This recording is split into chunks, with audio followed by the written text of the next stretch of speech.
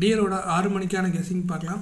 23ஆம் தேதிக்கான result 54744 result. So நம்ம கொடுத்த கெஸிங்கில் all போர்டில் 4 பாஸு, ஏபிசி போர்ட் பாக்ஸ்லேயும் நமக்கு சி போர்ட் பாஸ் ஆகிருக்கு. ஸோ நமக்கு பிசி பாஸ் ஆகிருக்கு. எப்படி பார்த்தாலும் நமக்கு ஒரு நம்பர் கன்ஃபார்மாக பாஸு. அது பிஆர் இருக்கலாம், சிஆர் இருக்கலாம். அது உங்களோட நீங்கள் எப்படி போட்டிங்கன்றது தகுந்த மாதிரி மாறி இருக்கும். ஸோ ஆல் போர்டு நீங்கள் போட்டிருந்தீங்கன்னா கண்டிப்பாக நமக்கு 2 நம்பர் உங்களுக்கு பாஸ் ஆகிற சான்ஸ் இருந்திருக்கும். சரி, ஓகே. 24ஆம் தேதிக்கான கெஸிங் பார்க்கலாம்.